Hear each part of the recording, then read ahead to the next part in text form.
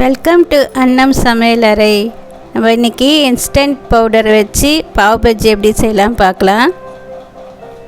கடாய் எடுத்துக்கோங்க. கடாய் சூடானதும் 3 டீஸ்பூன் எண்ணெய் ஊற்றிக்கோங்க. 1 கப்பு பொட்டேட்டோ போட்டுக்கோங்க.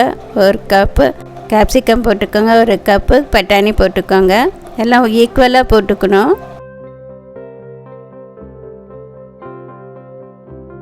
நல்லா வதக்கி விட்டுக்கோங்க.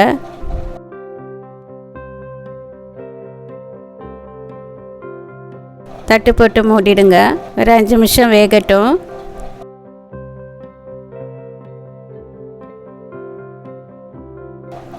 எவ்வளோ சீக்கிரமாக வெந்துருச்சு பாருங்கள்.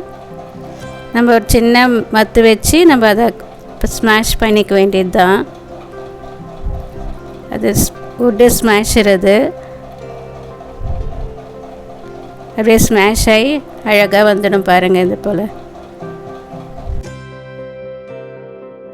அடுத்ததாக அதே கடாயில் 2 டீஸ்பூன் பட்ரு போட்டுக்கோங்க. கொஞ்சம் எண்ணெய் ஊற்றிருக்கேன். 2 டேபிள் ஸ்பூன் எண்ணெய்.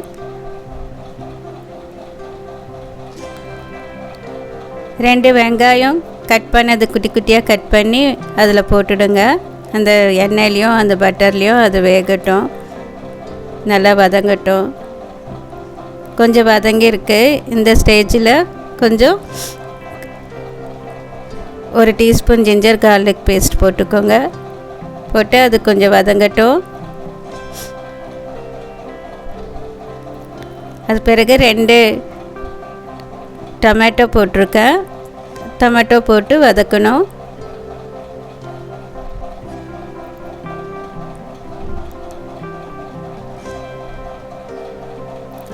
நல்லா டொமேட்டோ ஸ்மாஷாக நல்லா வதங்கணும். அது வரைக்கும் நம்ம வதக்கிட்டு இருக்கணும். அது பிறகு ஒரு 1/4 டீஸ்பூன் மஞ்சள் பொடி, 1 டீஸ்பூன் காரப்பொடி, 1 tablespoon instant pav bhaji mix போட்டிருக்கேன். 1 கப்பு தண்ணி ஊற்றிருக்கேன். அது நல்லா வேகட்டும். நல்லா கலந்து விட்டுக்கோங்க. அது கொஞ்சம் அப்படி கொதி வந்ததும் அந்த ஸ்மாஷ் பண்ணி வச்சுருக்கோம் இல்லையா நம்ம பொட்டேட்டோ அதிலெல்லாம் போட்டு கலந்து விட்டுக்க வேண்டியது தான். தண்ணி பத்தலைன்னா கொஞ்சம் நம்ம தண்ணி ஊற்றிக்கலாம்.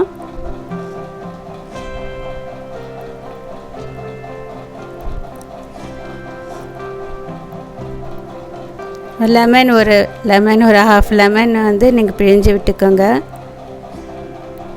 பாவ் பஜ்ஜி ரெடி ஆகிட்டே இருக்குது. ஒரு 5 to 5 மினிட்ஸ் அப்படியே கொதிக்கட்டும். சிம்மில் வச்சு கொதிக்க வைங்க. கொதிச்சதும் பாருங்கள் எவ்வளோ அழகாக வந்திருக்கு. பாவ் பஜ்ஜி மசாலா எல்லாம் போட்டு எவ்வளோ நல்லா வந்திருக்கு. ரெடி ஆகிடுச்சு பாவ் பஜ்ஜி.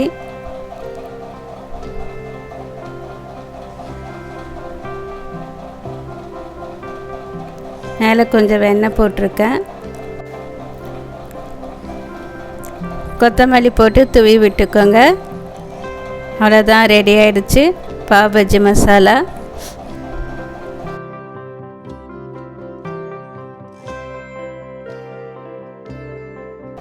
அடுத்ததாக இன்னொரு பேன் எடுத்துக்குவோம்.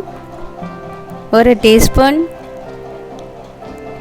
வெண்ணெய் போட்டுடுங்க. அந்த வெண்ணெயிலேயே இந்த பன்னு இருக்கு இல்லையா, பாவ் பஜ்ஜி பன்னு, அந்த பன்னை வந்து அதில் வச்சுடுங்க. அது கொஞ்சம் சூடானதும் அதை திருப்பி போட்டுடுங்க. பாருங்கள் எவ்வளோ நல்லா வந்திருக்கு. அப்படியே நம்ம எடுத்து வச்சு சாப்பிட வேண்டியது தான். அதுக்கு மேலே நம்ம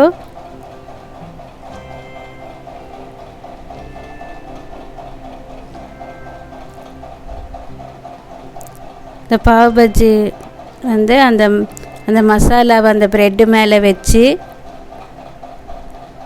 மேலே மூடி பிறகு இந்த மாதிரி மசாலா வச்சு கொஞ்சம் கடையில் கொடுக்குற மாதிரி மசாலா வெங்காயம் இந்த லெமனு குக்கும்பர் எல்லாம் வச்சு நம்ம சாப்பிடும்போது அருமையாக இருக்குங்க. ட்ரை பண்ணி பாருங்கள்.